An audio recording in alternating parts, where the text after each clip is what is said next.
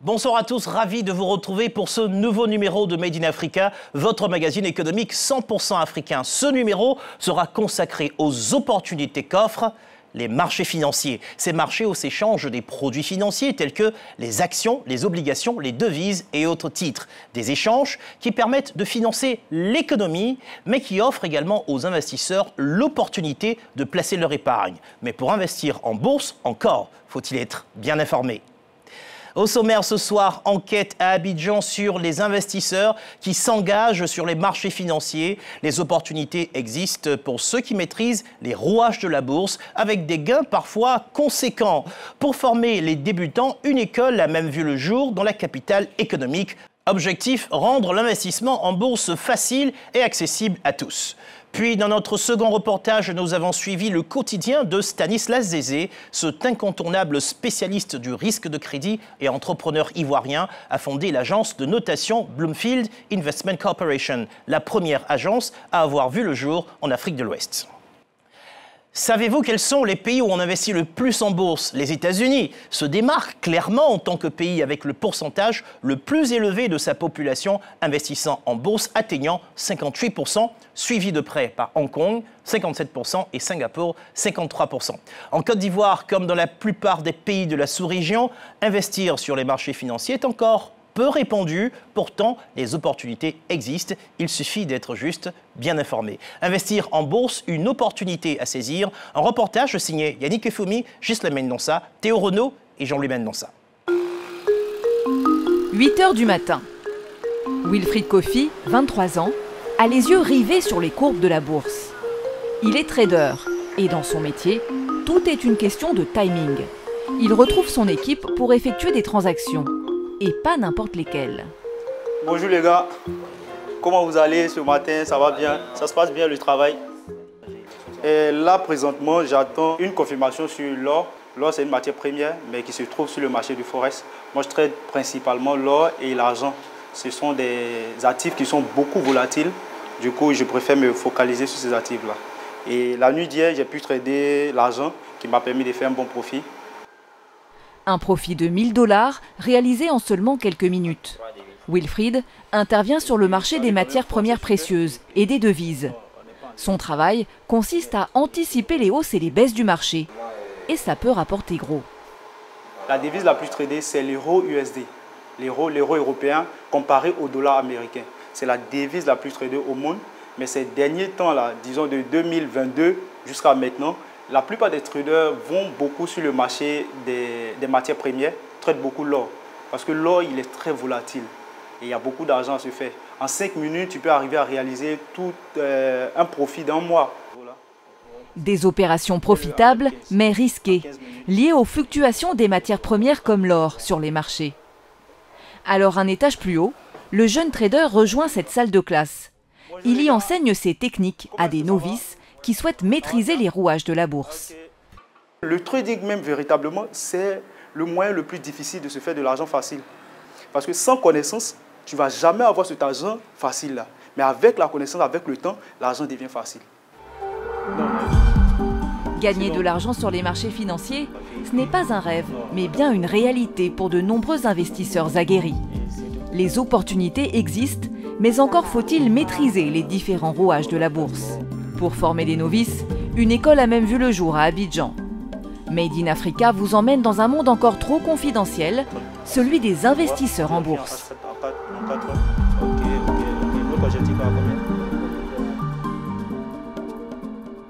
Plateau, quartier des affaires.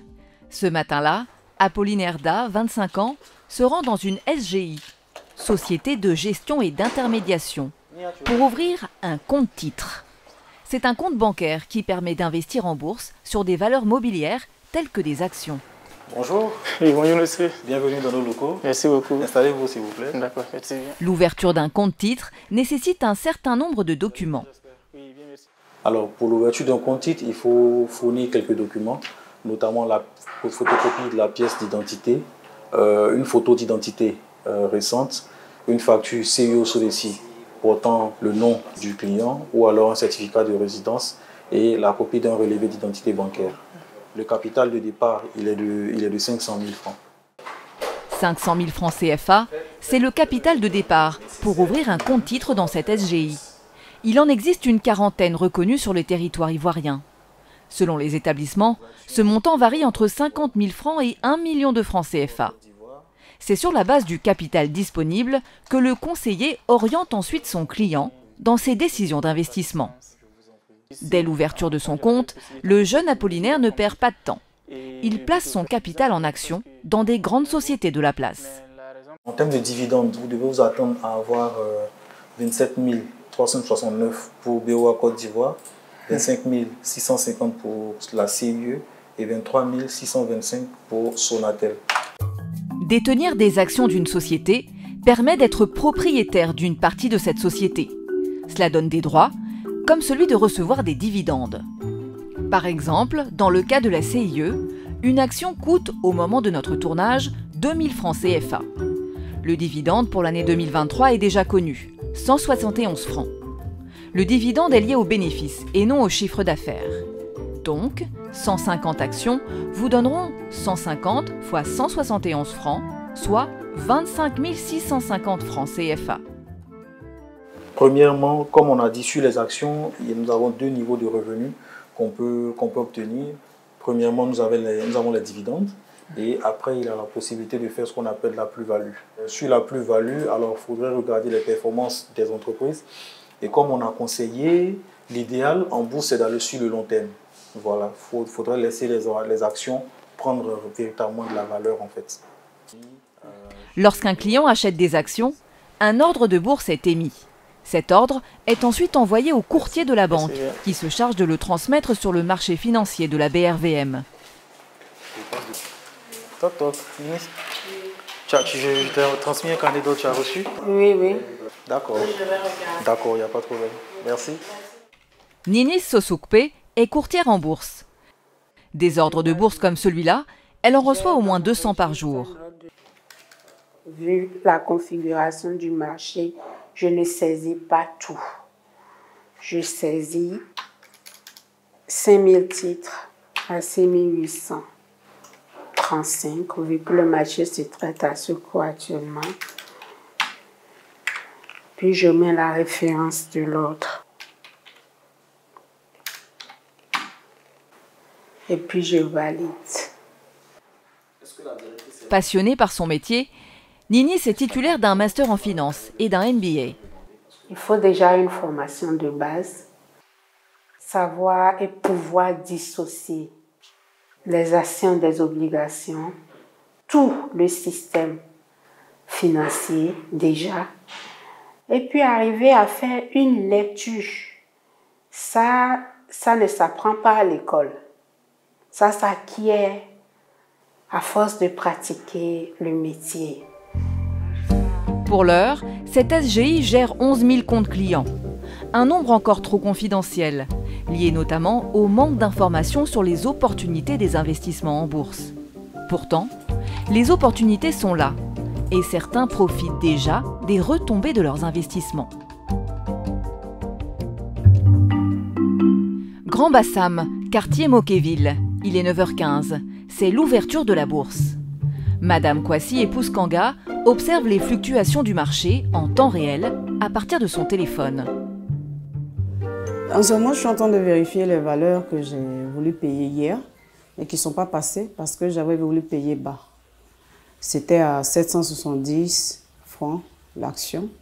Ce matin, je viens, je me connecte. Peut-être c'est parce que j'ai commencé tard, mais l'action est passée à 795. Donc déjà, je perds 25 francs. C'est avec un capital de 100 000 francs qu'elle ouvre son compte titre chez Bridge Securities en mars 2024. Et son épargne va rapidement croître. J'ai épargné jusqu'à 708 000. 708 000. Au jour d'aujourd'hui, je me retrouve à 1 53 000. Je me retrouve avec un gain de 48%. Devenue veuve récemment, la mère de famille place ses espoirs dans la bourse. J'ai misé sur au moins 10 sociétés. J'ai déjà encore des dividendes qui sont en cours. Les dividendes de Onatel vont être payés le 13. Après, ce sera Total Sénégal. J'ai encore des dividendes en attente. Donc, je me dis, dans 2 mois, ce que j'ai là, ça va encore doubler ou tripler même si possible. Si Madame Kouassi l'espère, c'est parce qu'elle a démarré la construction de cette maison. Une maison pour laquelle elle a contracté un prêt bancaire. Elle compte le rembourser et poursuivre les travaux grâce aux dividendes perçus sur ses investissements en bourse. Pour ces travaux, pratiquement, il me faut autour de 20 à 30 millions dans les médias pour faire un palier. Donc tout à l'heure, vous verrez au niveau de la dalle. Comme la dalle est déjà faite, c'est juste d'avoir les premières briques. Bon, il y a une partie que j'ai stockée là, je vais commencer à faire venir les briques. Donc l'idée, c'est chaque mois, en fonction du gain, 200, 300 000, de stocker les briques. Selon ses prévisions, ces travaux pourront être achevés en 2 ans au plus tard. Un délai qui aurait pu être raccourci si elle avait connu le fonctionnement de la bourse plus tôt. J'ai une autre concession qui me permet de payer la dette. Mais au jour d'aujourd'hui, je découvre la bourse. J'aurais pu prendre cet argent des loyers, qui est de plus d'1 million, mettre à la bourse. Chaque année, ça me ferait 12 millions à la bourse. Ça m'aurait permis d'avoir plus de plus-value pour pouvoir réaliser mon projet. Non seulement je n'aurais pas pu être endetté, mais en plus de ça, j'aurais encore eu l'avantage de croître mon capital tout en construisant et réalisant mon projet. L'éducation financière fait défaut au sein de la population. Si aujourd'hui Madame Kouassi a une certaine connaissance des marchés financiers, c'est parce qu'elle fréquente l'école de la bourse. Une fois par mois, Brice Kwao, le fondateur de cette école, anime un atelier d'éducation financière. Objectif, pallier à l'ignorance de la population en la matière. Il reçoit 200 personnes en moyenne par mois, en ligne et en présentiel, au coût de 40 000 francs CFA. Sur le marché, on distingue les gens comme moi, investisseurs de rente. On investit pour capter des revenus. On a les investisseurs de croissance, ceux qui veulent financer des projets sur le long terme, et on a les traders. Donc quand ça, on explique les critères relatifs à chaque stratégie, et ça leur permet, en fonction de leur situation, de pouvoir savoir quelle stratégie et quels indicateurs suivre pour mettre en place la stratégie. Après, on les accompagne auprès des SGI pour ouvrir les comptes et mettre en application ça. Donc les gens aujourd'hui, ils avaient besoin de réponses et l'éducation financière leur donne ces réponses. Maintenant, après, c'est chacun librement qui va orienter son argent en fonction des stratégies qu'ils ont reçues. Faute d'une communication suffisante de la BRVM, selon lui, pour éduquer le grand public, Brice Kwao a décidé de partager son expertise et guider ses futurs investisseurs. Et cela crée des émules. J'ai vu l'annonce d'abord sur Internet. Je suis venu parce que ça parle d'éducation financière. Et nous avons une très mauvaise santé financière. Et c'est pour ça que nous sommes venus pour apprendre. À l'issue de cette formation, après l'ouverture de compte, je vais investir 1 million de francs en achetant des actions. Fondée en 2015, l'école de la bourse a accompagné plus de 5000 personnes sur le chemin de l'investissement boursier. Nous retrouvons Brice Kwao dans ses bureaux situés à Angré. Le fondateur de l'école de la bourse s'est donné pour mission de rendre l'investissement en bourse facile et accessible à tous. Je fais une activité qui fonctionne pour moi depuis 2011. Donc je me suis dit, si on crée une structure qui n'est pas un club d'investissement, qui n'est pas une SGI, qui est dans un positionnement éducatif, on permet aux gens d'avoir l'information, d'avoir la connaissance pour comprendre comment ça fonctionne et d'avoir des alternatives.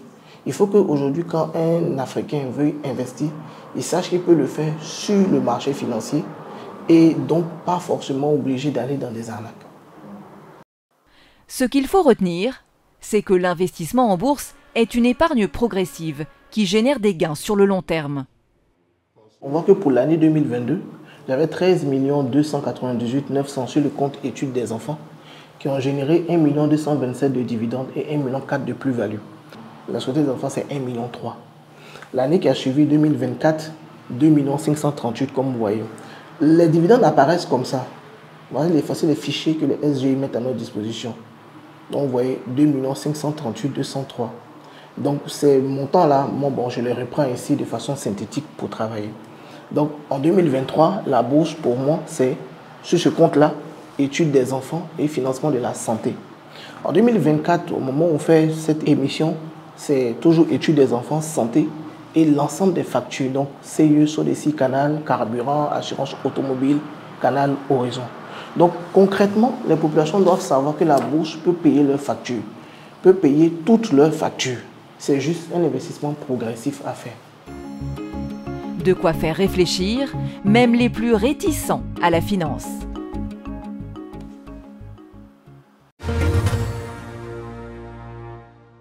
Retour en plateau et pour débattre ce soir, nous accueillons Youssouf Karius. Il est fondateur de la société en investissement Pulsar Partners. Avec lui, Stéphane Dié, consultant en stratégie et marché de capitaux, fondateur de Nankosi Corporation. Et enfin, Monsieur Gomez-Conan, directeur général de NCA Finance. Messieurs, bonsoir. Bonsoir. Et bienvenue dans Made in Africa ce soir. Alors, on parle de bourse. Question pour vous, pourquoi est-ce que la bourse et les marchés financiers en général restent un domaine et un sujet finalement si peu connu du grand public, Stéphane Dié? Je pense que ce sujet est resté assez flou pour la population parce qu'à la base, la communication qui est faite sur ces instruments donne l'impression que c'est une communication qui est destinée à des initiés. Alors que l'objectif de la bourse, c'est d'emmener la population à adhérer à l'actionnariat populaire. Ouais. Alors, oui, alors question pour vous, monsieur le directeur général de NCA Finance. Votre travail, justement, c'est de faire en sorte que nous venions en bourse. Alors, pourquoi est-ce qu'il y a si peu de personnes qui connaissent, qui comprennent, qui viennent, qui s'intéressent et peut-être qui ouvrent des comptes titres? Oui, c'est ce que disait Stéphane Dié tout à l'heure. C'est perçu comme un produit complexe, sophistiqué, réservé aux grandes entreprises, à une élite. Notre rôle aujourd'hui, c'est de rapprocher les opérations de bourse de la population à travers des formations, à travers une éducation financière, ce qu'on fait aujourd'hui, et de sorte à faciliter les conditions d'ouverture de compte. Ouais. Et surtout aussi le coût des transactions associées à ces opérations-là. Alors, notre bourse, justement, parlons-en. Est-ce que pour nous présenter la BRVM? La BRVM, pour faire simple pour vos auditeurs, c'est un marché sur lequel vont s'échanger des titres. Donc, la plupart des titres que les gens connaissent communément, c'est les actions. Et bien, les actions, ce sont des parts d'entreprises. C'est-à-dire qu'il y a des entreprises ivoiriennes ou pas. D'ailleurs, il y a des sociétés, des multinationales qui sont implantées dans notre région et qui ouvrent leur capital. Donc, une part de l'entreprise se vend sur la BRVM. C'est-à-dire que, pour vos auditeurs, quand on achète une action... On a surtout des téléspectateurs. Mais pour vos téléspectateurs, pardon. Quand on achète une action d'une de ces entreprises, on devient en quelque sorte propriétaire d'une partie de cette entreprise. Et c'est ça qui est intéressant. Très bien. Et donc, en étant propriétaire d'une partie de cette entreprise, on profite aussi des rendements qu'engendre l'action de cette entreprise dans notre économie. Donc, les uns ont besoin de capitaux, les autres en ont. Donc, ce sont les investisseurs. Maintenant, vous jouez quel rôle? Justement, nous, les investisseurs, viendront à cette bourse-là via nos sociétés, appelées sociétés de gestion et d'intermédiation. OK. Donc, on ne peut pas avoir accès à la BRVM directement? Non. On est obligé de passer par vous? Oui, à travers un compte titre. Ouais. Et nous, on va gérer le compte titre via les actions qui vont être émises, vont être achetées via le compte titre que le client détient chez nous, à travers un dépôt qui va le faire dans nos livres. Et certaines SGI comme la nôtre, nous avons une plateforme de trading. Donc notre client dispose d'outils pour pouvoir acheter et vendre ces actions qui vont être mises sur le marché. Alors, votre SGI existe depuis quand? Depuis 1995. Quand même. Alors, on a vu une dame tout à l'heure qui avait son téléphone et qui suivait le marché financier, ses titres, à partir de son téléphone. Est-ce qu'aujourd'hui, vous confirmez que la digitalisation existe, M. Conan Gomez? Oui, et je pense que la plupart des SGI travaillent dans ce sens. Certaines y sont déjà, mais la plupart travaillent à apporter des solutions d'achat et de vente de titres via tous les canaux disponibles, via le téléphone ou via les différents ordinateurs. Est-ce qu'il y a un appétit pour le sujet de l'investissement en bourse?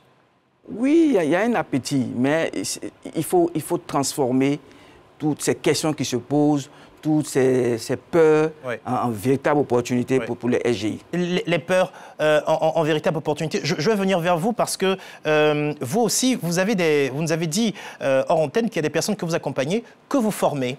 Qu'est-ce qu'on fait aujourd'hui pour rassurer les gens? Parce qu'il dit qu'il faut éliminer leur peur. Pour rassurer les gens, pour les convaincre. Est-ce que les gens, quand ils écoutent des formations, quand ils écoutent des conférences, est-ce que ça les rassure? Ben, je dirais oui, ils sont rassurés parce qu'en face des formations ou des éléments qu'on fournit à toutes ces personnes qui viennent aux formations, il y a aussi l'actualité.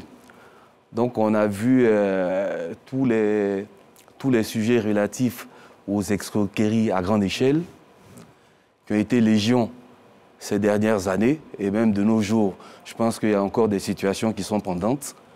Donc en face des gains qui peuvent gagner, en face des produits qui sont proposés par les établissements bancaires, par les établissements de microfinance, il y a une alternative qui offre des rentabilités autant intéressantes et qui propose moins de risques et qui permet aux investisseurs ou aux personnes qui souhaitent épargner de sortir à bon compte. Et ça, ils le comprennent? Ils le comprennent parce que les formations se font à la fois sur des éléments pédagogiques et il y a aussi des cas pratiques. Youssouf Garius, pourquoi on va en bourse? Si j'ai un compte bancaire, pourquoi est-ce que je vais encore en bourse? Je vais en bourse pour justement... Le compte bancaire qu'on a généralement, en fait, c'est un compte dans lequel, quand on est salarié, par exemple, on reçoit son salaire et on consomme son salaire. Il y a une partie de notre épargne qu'on doit fondamentalement épargner pour qu'elle ramène en fait des rendements pour l'avenir. On l'a vu dans la vidéo tout à l'heure, il y a le jeune formateur qui explique, effectivement, il y a plusieurs profils d'épargnants. Si vous épargnez pour vos enfants, par exemple, c'est intéressant, par exemple, d'acheter des actions qui ont de l'avenir, parce que quand il va devoir aller à l'université, il aura besoin de sous. Et à ce moment-là, on peut se permettre de débloquer un portefeuille qu'on a constitué petit à petit pendant une bonne période et qui a pris de la valeur au fur et à mesure que les entreprises dans lesquelles on a investi ont aussi pris de la valeur. Donc c'est important d'avoir un compte titre pour faire de l'épargne. Alors concrètement, est-ce qu'on gagne plus sur un compte titre que sur un compte bancaire? C'est une question importante. Un compte épargne. Il faut faire attention. Un compte épargne. Oui, c'est important. Parce que si moi j'ai mon compte d'épargne qui est rémunéré, je ne vois pas pourquoi, pour ma rentabilité, j'irais ouvrir un compte titre, si on ne me promet pas mieux. Non, mais en général votre compte d'épargne, il a un taux qui est fixe, généralement. En bourse, vous avez une fluctuation des marchés, des actions. Donc allons-y qui peut permettre de gagner beaucoup ou de perdre. Dès qu'on a dit ça, allons-y sur votre expérience. Historiquement, vous êtes là depuis 1995. Historiquement, comment s'est comporté le marché, ne serait-ce que le marché boursier? À la hausse, à la baisse? Il y a eu plusieurs phases. Il y a eu plusieurs phases. On a eu une phase, je vais dire, de croissance. Et il y a eu une phase carrément de baisse du marché liée à certaines contingences, des sorties de certains investisseurs. Et là, on observe depuis ces 4 dernières années une remontée du coût des principaux indices. C'est la bonne saison. C'est la bonne saison. Alors, vous avez un commentaire à faire? Je dirais, si on veut raisonner de façon très simpliste, un compte d'épargne, en moyenne, il rémunère entre 3 et 5%, alors qu'en bourse, le produit obligataire, qui est celui qui est le reflet du compte d'épargne, propose à minima 5,75. Donc déjà sur cette base-là, pour moi, le choix, il est fait.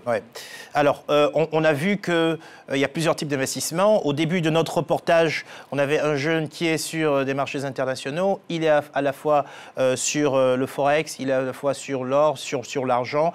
Est-ce qu'à partir de notre pays, on peut investir sur des marchés internationaux? C'est possible si vous avez des comptes offshore. Maintenant, attention, ce que le jeune y fait dans la vidéo, c'est effectivement des choses d'experts. Donc moi, je n'encourage pas ceux qui ne sont pas experts ou qui ne se sont pas suffisamment formés d'aller tout de suite sur du Forex. En général, d'ailleurs, les gros acteurs, ceux qui gagnent beaucoup d'argent sur le Forex, c'est de grosses institutions, parce qu'ils misent beaucoup. Les petits acteurs sur le Forex ont plutôt tendance à perdre qu'à gagner. Donc il faut vraiment être un expert pour aller sur ce type de marché. Mais c'est possible, il n'y a aucune barrière à le faire. Est-ce qu'on a le droit d'investir sur des cryptos? Est-ce que c'est légal dans notre région? Alors, je ne sais pas si la BCAO, je ne suis pas sûr qu'elle ait légiféré encore sur la question, mais les cryptos, c'est un fait. Vous savez, quand l'innovation en finance, il y a plusieurs types d'innovation. Il y a le modèle un peu anglo-saxon, qui selon moi est le marché porte l'innovation et le régulateur vient le réguler une fois que l'innovation apparaît.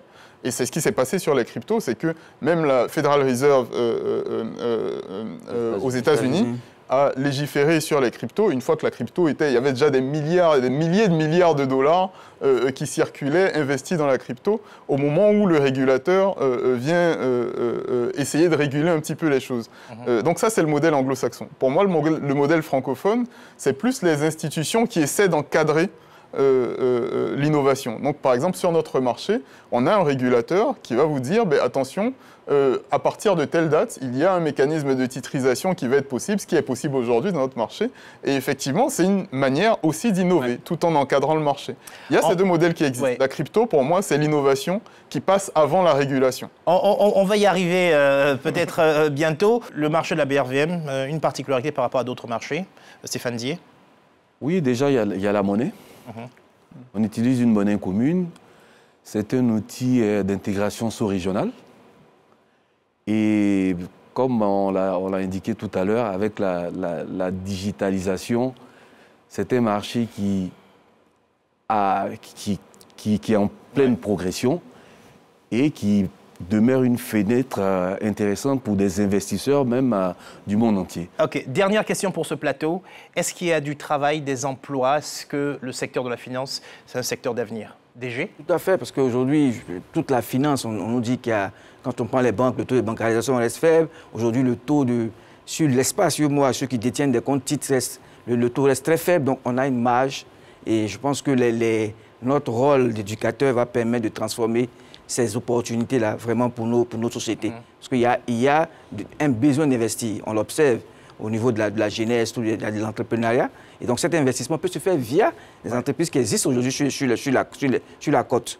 Donc nous pensons qu'il y a de la marge. Il y a de la marge pour les emplois. On vient de le voir, on peut gagner de l'argent en bourse, on peut également devenir un expert de la finance, on peut rêver d'un destin à la Stanislas Zézé. L'homme aux chaussettes rouges a fondé l'agence de notation Bloomfield Investment Corporation.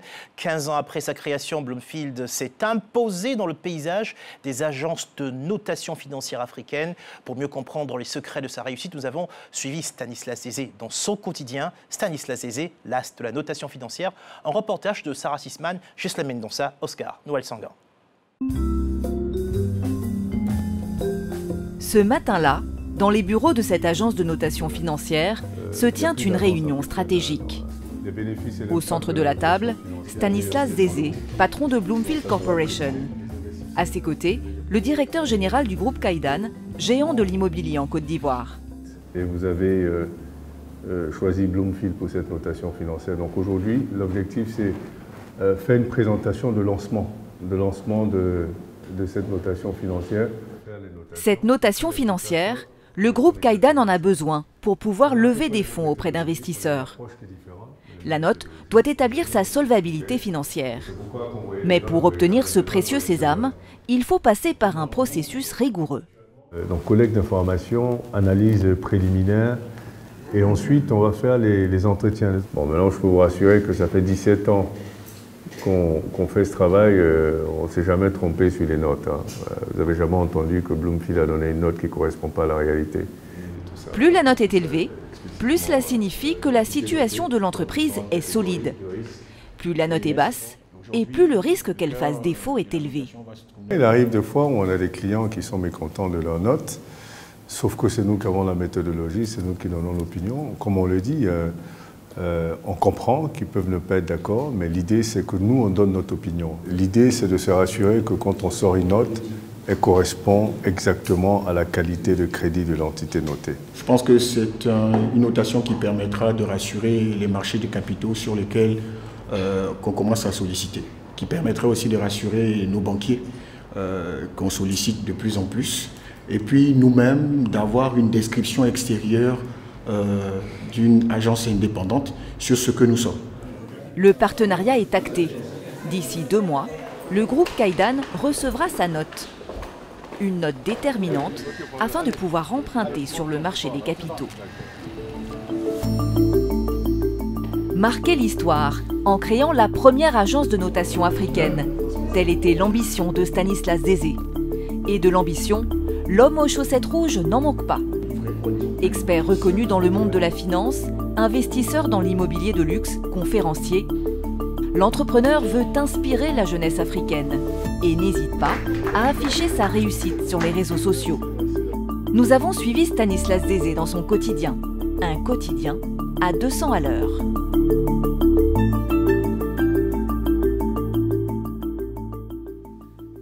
Pour comprendre comment fonctionne une agence de notation, il faut se balader dans ses couloirs. Donc là, on a les économistes. Ici, l'ambiance est plutôt studieuse, surtout quand arrive le boss. Et ils ont commencé à envoyer la doc? Non, pas encore. Aucune doc? Reçu aucune doc? Non. Rien du tout? Ça a été lancé quand? Hier. Ah, hier, d'accord, ok. On travaille avec la documentation que nous donnent les entités notées. Donc évidemment, il y a des questions. Ils appellent certainement ces gens-là, parce qu'après, il y a des entretiens qui sont organisés avec les entités notées. Et qu'on va prendre des informations du marché pour les confronter avec les informations que nous donnent les entités notées. Les analystes utilisent les mêmes méthodes que celles des agences mondiales comme Moody's, Fitch et Standard & Poor's. Et parfois, la note varie. Nous, on peut dire par exemple que la Côte d'Ivoire est A, et puis notre agence va dire la Côte d'Ivoire est A+, donc c'est un cran. Parce qu'on utilise les mêmes informations, c'est la même méthodologie, donc l'approche peut être différente. C'est l'approche qui est différente qui fait que justement, il peut y avoir une différence d'un cran. Mais il ne peut pas avoir une différence de plus d'un cran, sinon il y a un problème dans la documentation. Un travail rigoureux, minutieux, tout comme Stanislas Zézé qui ne supporte pas l'à peu près. Et ce n'est pas ses collaborateurs qui diront le contraire, comme Mariette, la vice-présidente. Il est un peu, les gens le craignent un peu parce que c'est un peu stressant en fait quand il est là, mais sinon dans l'ensemble c'est quelqu'un qui aime le travail bien fait. Donc quand on comprend que c'est ce qu'il veut, après le reste, bon. 15 ans après sa création, Bloomfield s'est imposé dans le paysage des agences de notation. L'entreprise compte plus de 120 clients dans 20 pays africains, 3 pays européens et un pays asiatique. Une réussite qui s'affiche partout sur les murs. Le Big One de la notation garde un souvenir ému de ses débuts. Alors, je vais vous montrer ici mon petit Hall of Fame. En réalité, j'ai sélectionné que 4 notations. Ça s'appelle des fiches de notation. Et la toute première, c'est le port autonome de San Pedro. Ça, c'est magique, ça. Parce que ça, c'est par là que tout a commencé. La première notation a donné A-, risque faible, okay, A-, risque faible à long terme, et A3, risque faible également à court terme. Quand je vois l'évolution de ces 4 sociétés, je vois la contribution de la notation financière. Je me rappelle à l'époque, quand on a commencé à noter Pétro-Ivoire, c'était une PME moyenne. Aujourd'hui, c'est une grosse entreprise ivoirienne. Et c'est une fierté pour nous de voir tout ça, parce que la notation a contribué. Depuis, il a distribué beaucoup de bonnes et de moins bonnes notes, conscient de son pouvoir d'influer sur la crédibilité des entreprises et des États. Avec un objectif, en faire un outil pour le développement du continent. Aujourd'hui, les marchés financiers intègrent nos notations, donc on a changé déjà la dynamique financière en Afrique. Ma vraie préoccupation, c'est que les Africains s'approprient leurs propres outils dans leur propre environnement. Parce qu'en réalité, les outils venus de l'extérieur ne sont pas toujours adaptés, ils ne sont généralement pas adaptés. Et donc, pour que l'Afrique se développe, il faut qu'elle crée ses propres outils dans tous les secteurs d'activité.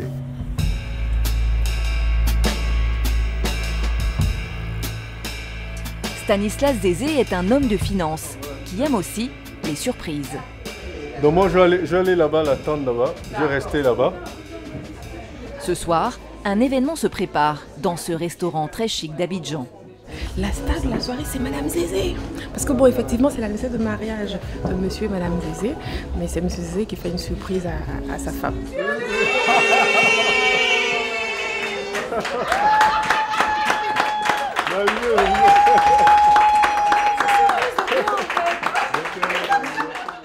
Jeanne et Stanislas Zézé forment un tandem depuis 21 ans. Partenaires dans la vie comme au travail. Ah bah ouais, voilà, tu vois, c'était une surprise. Elle s'y attendait pas du tout. Elle pensait même que j'avais oublié notre anniversaire de 21 ans de mariage quand même, ça ne s'oublie pas.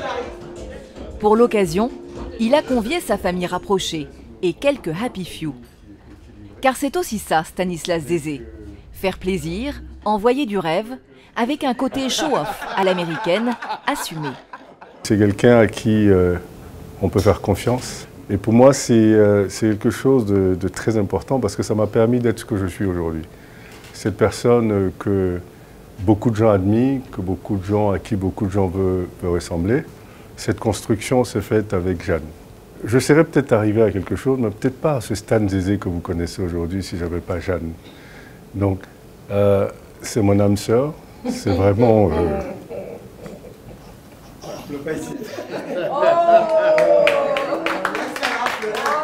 Ça me touche énormément que tu as organisé tout ça. On considère après 21 ans que c'est le début d'une nouvelle étape.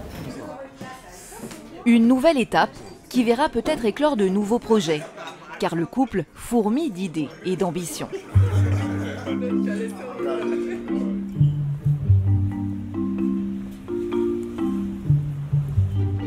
Le lendemain matin, nous les retrouvons dans leur maison du quartier de Mbadon. Au petit déjeuner, ils planifient leurs prochaines vacances, à 15 jours du départ. Non, en fait, mon problème avec la Grèce, c'est qu'on part dans un endroit où il y a des plages, que des plages. Alors que si on part à Zagreb, nous sommes dans la ville. En général, c'est moi l'organisatrice des voyages parce que j'adore voyager, donc je vais checker les centres d'intérêt, les recommandations, les avis, tout. Je vais faire un parcours. Jeanne ne se contente pas d'organiser les voyages. Elle occupe une place centrale dans le business familial. Au début de l'aventure Bloomfield, elle est comptable et actionnaire de l'entreprise, puis devient sa conseillère en personal branding. En 2016, il crée Blueprint, la filiale en immobilier de luxe, dont elle est la directrice générale. Pas du tout évident en tant que couple de travailler ensemble, surtout quand on a deux personnalités aussi fortes, parce qu'il faut savoir que Stan est très autoritaire. J'ai une personnalité assez autoritaire et je crois que c'est un trait de caractère que je tiens de mon père qui était militaire, donc très autoritaire, militaire, mais à un niveau d'officier supérieur. Il y a une chose que mon père m'a dit quand je partais à l'étranger, il disait, en tant qu'Africain, tu es condamné à l'excellence. Quand tu vas à l'extérieur, tu es condamné à l'excellence à cause de la perception que le monde entier a sur les Africains. L'excellence, l'entrepreneur l'apprend sur les bancs de l'université du Michigan, aux États-Unis. Il en sort diplômé d'un master en gestion des risques financiers.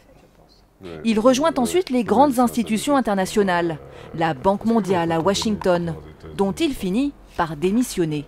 Il a d'autres aspirations. Je travaillais à la Banque mondiale quand j'ai décidé de rentrer, donc j'avais un très bon poste, très bien rémunéré. J'avais une vie de rêve, en réalité. Mais je crois qu'à la fin de la journée, je me suis rappelé que quand je partais de l'Afrique, l'idée c'était de revenir. Et je crois que j'ai commencé à être nostalgique de l'Afrique et je suis quelqu'un qui ne supporte pas le mépris que le reste du monde a vis-à-vis de l'Afrique. Ça me pose un réel problème. Et je ne suis pas quelqu'un qui se plaint, en réalité. Donc ce que je me suis dit, c'est au lieu de laisser là, rester ici, être frustré sur l'attitude que le monde a vis-à-vis de l'Afrique parce que l'Afrique est en retard, ce serait bien que tu viennes contribuer à justement faire avancer ce continent d'une façon ou d'une autre. Depuis, il trace sa route en flairant les bons coups. Et s'il y a bien un secteur porteur à côté duquel le businessman ne pouvait pas passer, c'est l'immobilier. Le premier investissement en dehors d'Abidjan, c'était l'immeuble à Modeste Bassam, qui a pris énormément de valeur aujourd'hui parce qu'avec l'autoroute de Bassam et Aujourd'hui, tout le monde commence à sortir, beaucoup de gens commencent à sortir d'Abidjan et beaucoup de constructions, beaucoup d'opérations immobilières, donc ça prend énormément de valeur, énormément de valeur. J'exagérerai pas si je dis que on a déjà multiplié la valeur du terrain par 50. Cet immeuble de Bassam, nous l'avions visité en 2019 pour Made in Africa. Des appartements de luxe avec piscine loués à des expatriés ou des hommes d'affaires et sur lesquels le groupe a capitalisé. 5 ans plus tard, Stanislas Zézé se rend cette fois dans la cité balnéaire d'Assini, où il a investi avec sa filiale Blueprint. Assini, nouvel Eldorado de l'immobilier. On a toujours dit que la route précède le développement, donc évidemment maintenant qu'il y a cette autoroute-là qui facilite l'accès à ces terrains-là, naturellement les gens vont commencer à construire. Et je fais partie de ces gens-là d'ailleurs, parce que là on va sur mon chantier. Ce chantier, au pied de la nouvelle route, le voici. Un immeuble de 5 étages, 8 appartements de 200 mètres carrés et un penthouse de 600 mètres carrés qui seront livrés en novembre 2025. Le financier endosse cette fois ses habits de chef des travaux. On va regarder là où la clôture va commencer. On a trouvé les bornes, non? Oui, il y a déjà les bornes. Kit a dessiné lui-même la clôture, jusque dans les moindres détails. Ici, je veux que tu fasses une porte de 120 mètres. 120 mètres. Enfin, 1,20 m. On a la piscine là. Ce qu'on va faire, on va positionner la salle de sport quelque part ici. Je conçois ce que je veux dans ma tête et ils mettent de façon technique sur papier. Je suis très souvent sur les chantiers, je me rassurais qu'ils reproduisent exactement ce que je veux. Parce que je ne veux pas venir un mois après et avoir à casser pour reprendre. J'essaie de minimiser les coûts. Les appartements, non encore finis, seront mis en pré-vente à partir de novembre 2024. Donc là, il y a un ascenseur. Ce sera un ascenseur panoramique de 8 places, donc vitré 360 degrés. C'est-à-dire que pendant que vous montez, vous avez la vue et tout ça, c'est magnifique. Donc là, on est au penthouse, là, avec une vue... ouais, là, on voit à peu près la mer maintenant. Et le penthouse, c'est duplex, avec la piscine du penthouse. En fait, ce qu'on fait aujourd'hui, c'est que quand on construit, on vend les appartements, mais on garde quand même soit un appartement, soit le penthouse. Là. Avec ce bien haut de gamme, le financier espère doubler, voire tripler son investissement de départ. Si tout ça nous revient, par exemple, à 2 milliards, on espère faire au moins entre 4 et 6 milliards. L'immobilier, c'est un investissement qui procure de la liquidité, qui procure on appelle un safety net, et donc tout le monde le fait. Les banques ont des patrimoines immobiliers, les assurances ont des patrimoines immobiliers, donc toutes les institutions financières ont des patrimoines immobiliers. Ça ne fait pas d'elles des agences immobilières, non, nous investissons, c'est de l'investissement. Et le patron de Bloomfield ne compte pas s'arrêter là. 3 autres immeubles sont déjà en projet à Assini. La construction devrait démarrer en janvier 2026.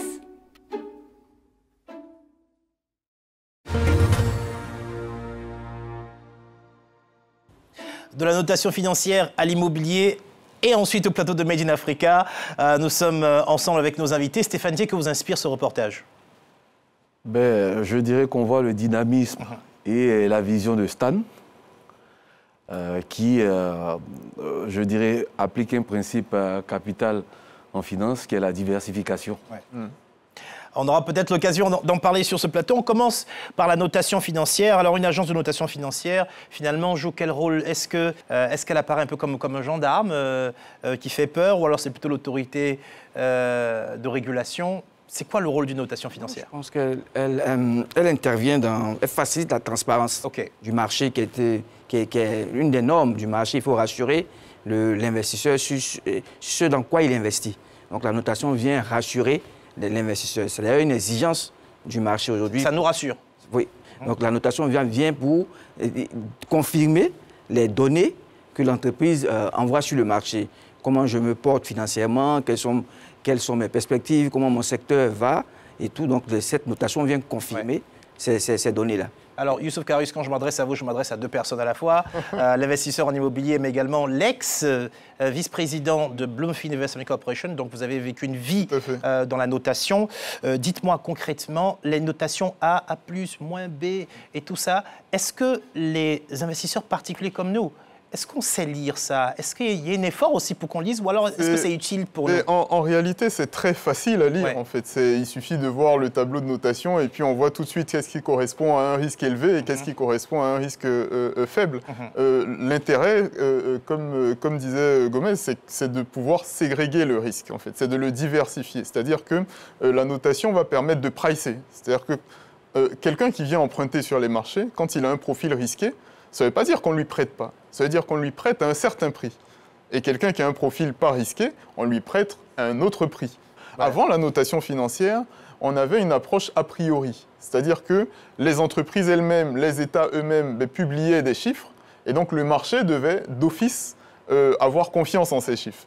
L'agence de notation vient de façon indépendante avec de la documentation, qu'elle soit publique et parfois aussi privée, parce que l'agence de notation a accès très souvent à des documentations qui sont complètement confidentielles, que des acteurs comme vous et moi ne pouvons pas lire. Ouais. Et donc l'agence est capable de se forger une opinion qui est beaucoup plus fiable que ce qu'on avait à l'époque avant la notation financière. Alors, M. Gomez-Conan, est-ce que l'avènement de la notation financière sur notre région a amélioré quelque chose sur le marché, sur la compréhension du marché, sur les transactions? Votre retour d'expérience? Oui, je dirais que l'avènement de la notation a contribué à davantage de confiance des investisseurs. Parce qu'aujourd'hui, déjà, comme je disais tantôt, que c'est une exigence du marché. Et il y a plusieurs intervenants ou plusieurs agences de notation. Et donc, toute opération, toute émission, on oblige l'émetteur à avoir une notation. Ouais. Et donc, les investisseurs commencent à être habitués à moins, spéculatifs. Donc, ils comprennent davantage les différents critères et sont rassurés quant à l'aboutissement du support dans lequel ils investissent. Ils ont confiance. Ils ont confiance. Et plus vous avez confiance, plus l'argent se déplace, parce que c'est la confiance qui déplace l'argent. Alors, je vais citer Stanislas Zézé. Il dit qu'il faut s'approprier ses propres outils de mesure dans tous les domaines. Les outils venus de l'extérieur ne sont pas forcément adaptés. L'Afrique doit avoir ses propres outils. Qu'est-ce que ça veut dire? Mais, écoutez, pour moi, qui est fait partie des murs de Bloomfield, moi, j'en sais quelque chose parce que ça nous a... Vous savez, dans la méthodologie de notation de Bloomfield Investment, c'est exactement quasiment les mêmes qu'on a chez Standard & Poor's, chez Fitch, etc., chez les agences internationales, à la différence près que les critères qualitatifs sont extrêmement importants chez Bloomfield. Pourquoi? Je vous donne un exemple. Quand vous allez en Occident, par exemple, on ne va jamais se poser la question de la fragilité d'une loi, par exemple. Dans nos environnements, une loi peut être fragile. Nous, ça nous est arrivé, à l'époque, quand moi j'y étais, de noter des entités publiques qui avaient des conventions avec l'État qui n'étaient pas forcément suffisamment fortes, en tout cas, pour justifier que ces entités aillent sur les marchés. C'est des critères que si jamais elles se faisaient noter par une agence internationale, l'agence internationale, elle a une technique un peu scoring, c'est-à-dire que c'est très mathématique, on regarde les données financières, on sort un credit score et puis bon, après on l'ajuste, on sort une note. Chez Bloomfield, on analyse les conventions, on analyse les aspects juridiques, on va jusqu'à lire les décrets. Ça nous est arrivé de noter, à l'époque, moi j'étais responsable de la notation aussi de certaines collectivités territoriales. C'est des collectivités qui prennent des arrêtés. Ouais. Et donc, naturellement, c'est des critères qui sont pas forcément financiers, qui sont qualitatifs, mais qui peuvent avoir un impact extrêmement important sur la capacité de rembourser pour certains acteurs de notre économie. Et vous analysez également les élections et tout ça? Ben, tout à fait. Le risque politique est extrêmement important. Il s'analyse différemment dans notre environnement que dans d'autres environnements. Alors, il a dit, Stan Zézé, que grâce à la notation, certaines entreprises qui étaient petites sont devenues grandes. Qu'est-ce que la notation? Est-ce que la notation contribue à la croissance des sociétés? J'aimerais que vous puissiez revenir dessus. Moi, fondamentalement, je pense que oui. Pourquoi? Parce que, pour moi, on ne part pas sur un marché financier sans montrer patte blanche. À un moment donné, il faut montrer aux investisseurs qu'on est suffisamment transparent, qu'on a une gouvernance qui nous permet de répondre même aussi aux situations de crise. C'est-à-dire qu'il ne s'agit pas de dire qu'on est beau juste parce qu'on est beau. Non, il s'agit de dire, même quand on a des chiffres qui ne sont pas beaux, d'expliquer au marché pourquoi est-ce que nos chiffres sont pas beaux. C'est déjà rassurant. Et ça, c'est un truc qu'on n'a pas forcément dans nos cultures. Ça m'est arrivé à une époque, je me souviens j'en discutais avec des gens de l'État. Il y a eu une crise du cacao en 2015. Et je disais aux gens, mais vous vous rendez pas compte que ne pas communiquer pousse le marché à anticiper le pire. Donc quand il y a une crise financière, il faut communiquer sur la crise financière pour que justement le marché anticipe à la juste valeur du sinistre qui va se passer. Mais quand on ne communique pas du tout, ben c'est simple, tous les acteurs anticipent au pire de la situation. Ouais. Vous voyez ce que je veux dire? Et donc la notation, c'est ça. C'est quand on s'inscrit dans la notation, on décide de montrer patte blanche au marché en disant, vous savez, le jour où il y aura un problème, vous le saurez. Et le jour où il n'y aura pas de problème, vous le savez déjà. Ouais. Vous voyez ce que je veux dire? Et ça change la donne en matière de levée de fonds. Ouais. On va conclure cette émission sur les immeubles que nous avons vus. Là, on a un message. L'immobilier, ce n'est pas que pour avoir une maison, c'est aussi un investissement. Oui, bien sûr. Ouais. L'immobilier est un secteur qu'on conseille à nos clients, vu que l'une des caractéristiques de Nankosi, c'est la diversification.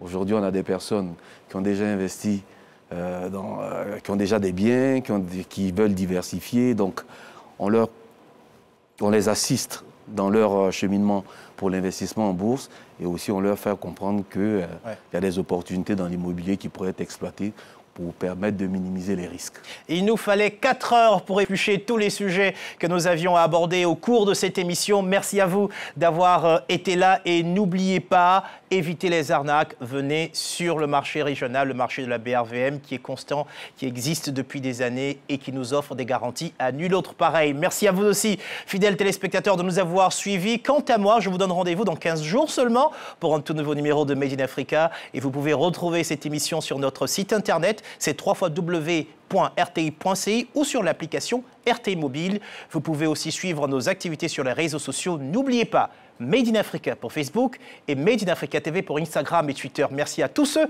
qui m'ont aidé à préparer cette émission, tant aux équipes de production d'Elephant Africa qu'aux équipes de la RTI, que je remercie pour la réalisation. Et quant à moi, je vous souhaite une excellente suite de programmes sur RTI 1. À bientôt.